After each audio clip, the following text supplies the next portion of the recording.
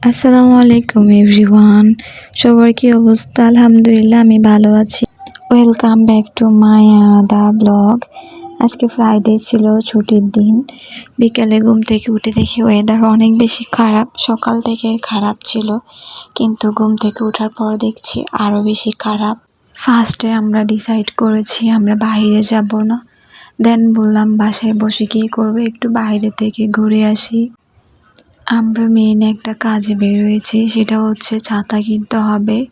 যেহেতু এখন ওয়েদার খারাপ থাকে অলওয়েজ, সেজন্য ছাতা অনেক বেশি দরকার, যেহেতু অফিসে যাওয়া হয়। আমরা বলতে না বলতে অনেক জোরে একটা ঝুম বৃষ্টি আসা শুরু করেছে। এত বেশি জোরে বৃষ্টি হবে কল্পনাও করতে পারি নাই। অনেক জোরে বৃষ্টি হচ্ছিল, ভিডিওতে দেখি বোঝা যাচ্ছে কিনা জানি না। আমাদের ছাতা কিনা ডান। এরপরে বৃষ্টিও দেখলাম আর পড়ছে না। বৃষ্টিতে আমি তেমন একটা বাইর হওয়া পছন্দ করি না, আমার কাছে কেমন জানি সব কিছু ময়লা ময়লা লাগে। আমি এর আগে এখানে অনেকবার এসেছি, আমাদের বাসার পাশে বিডিআর ক্যাম্পটা, কিন্তু বৃষ্টিতে এখানে এত পানি জমে যায় সেটা আমি আজকে প্রথম দেখলাম। আমার তো পা একদম সব কিছু ভিজে গিয়েছে। এখানে এত পানি হয় আমি আগে জানতাম না, আজকে দেখে আমি পুরো অবাক হয়ে গিয়েছি। যখন বৃষ্টি পড়ে তখন আমাদের এলাকাতে অনেক পানির সমস্যা দেখা দেয়। বর্ষাকালে আমার বৃষ্টি ভালো লাগে, শুধু বাইরে থেকে আমি দেখবো, বাসার ভিতরে থাকবো তেমন বৃষ্টি।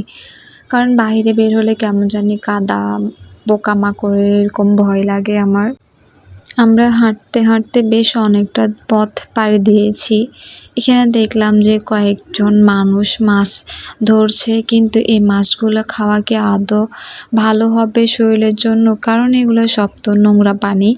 আমার তো কেমন জানি লাগতেছে, এখান থেকে মানুষ মাছ ধরে খাচ্ছে। ওনারা কিন্তু অনেকক্ষণ অপেক্ষা করে তারপরে হয়তো একটা দুইটা মাছ পায়।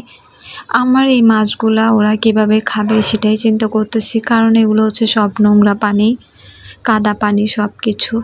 এরপরে আমরা অনেকক্ষণ হাঁটলাম, হাঁটার পরে একটা ভাইয়ার দোকানে গেলাম, ওখান থেকে সমুচা তারপর রং চা খেলাম। এই বৃষ্টির দিনে রং চা খেতে আসলে অনেক মজা লাগে। এরপর আমি বাসার উদ্দেশ্যে চলে যাচ্ছি। আজকে ব্লগে এতটুকুই, নেক্সট ব্লগে দেখা হবে। আসসালামু আলাইকুম।